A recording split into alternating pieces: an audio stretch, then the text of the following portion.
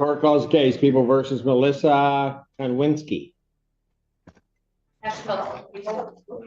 Assistant Public County Wide on behalf of Melissa Konwinski.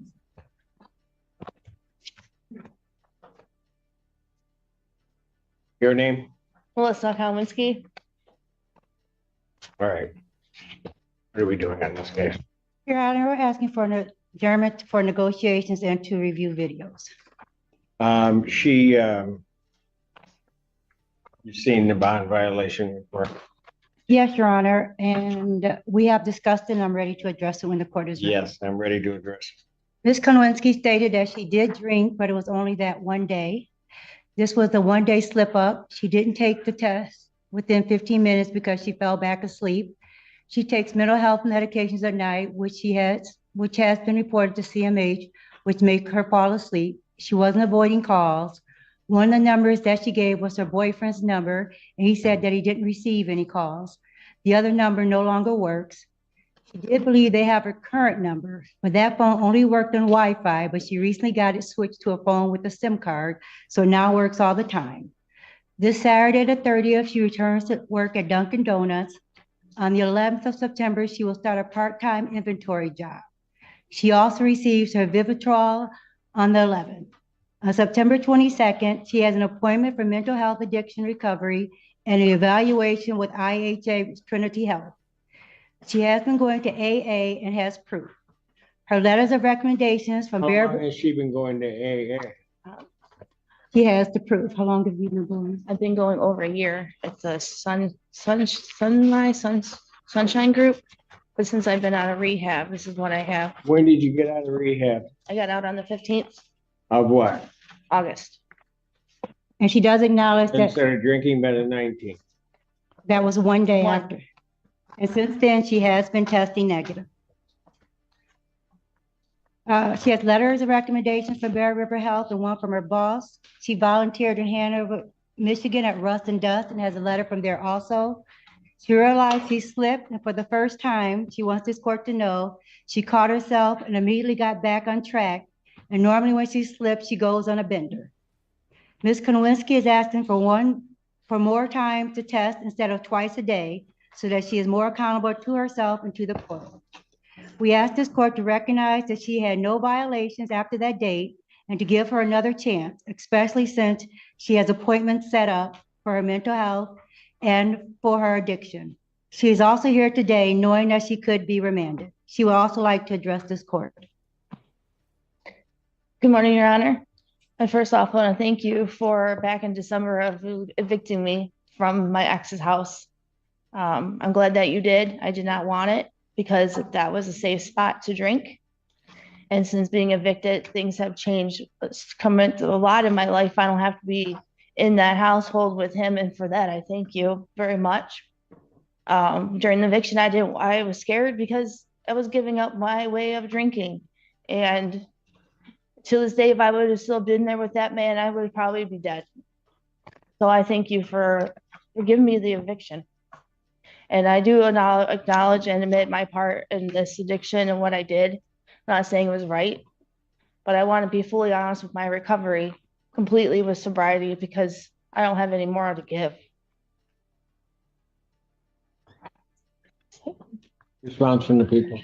This is an OWI third with 2 priors, both in 2021. This was a hit and run crash where the defendant was then located driving a vehicle with heavy front end damage.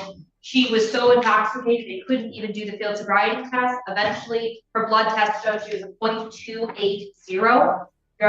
I have no faith that she can be safe in the community right now. I'm extremely concerned that even with this gram tether, given the levels that we see in the SoberLink testing, and I also know from the court, I'm sure the court's already seen it, it's towards the end of her testing window.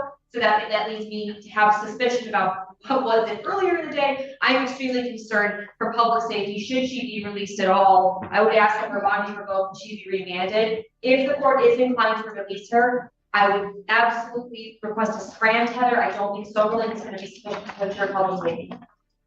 And Your Honor, I think she would be okay with that as she did ask for more times to test so that she could be more accountable to herself and to this court. And Your Honor, I have to go back to that. I don't think more times to test is going to be an adequate solution here with somebody That's at a .28 crashes, runs from the scene and has 2 priors. Let me clarify. I was saying that she would be okay with the scram tether.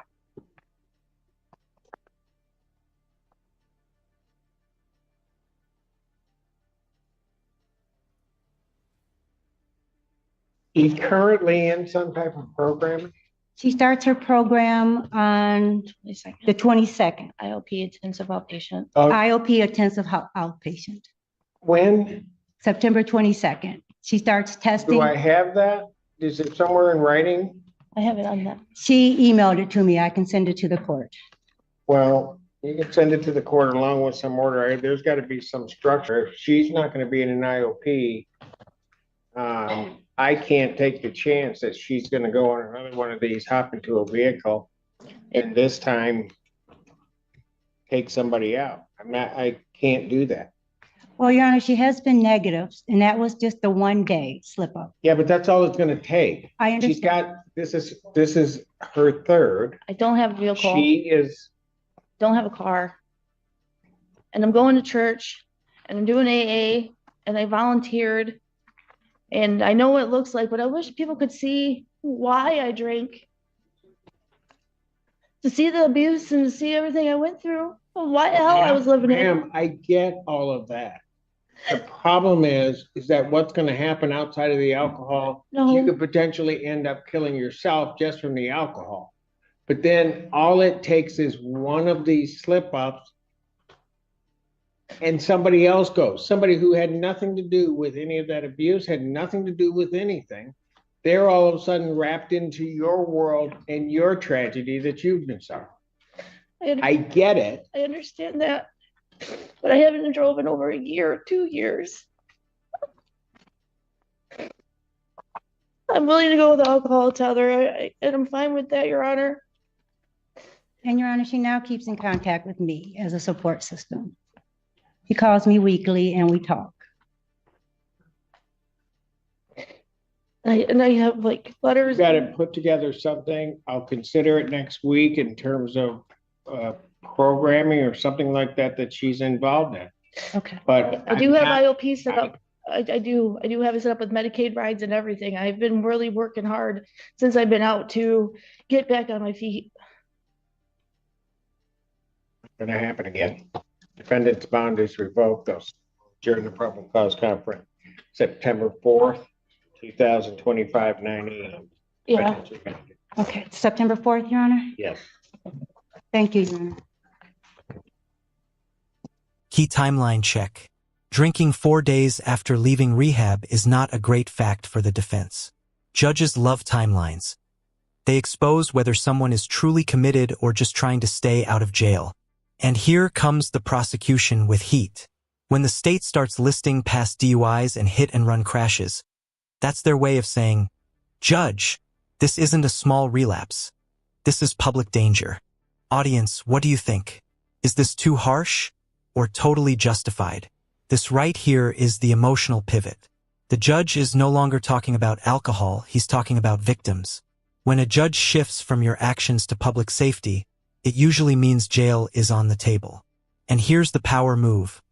The judge puts everything on hold unless she brings hard proof, letters, schedules, structure. Translation: talk is cheap. Judges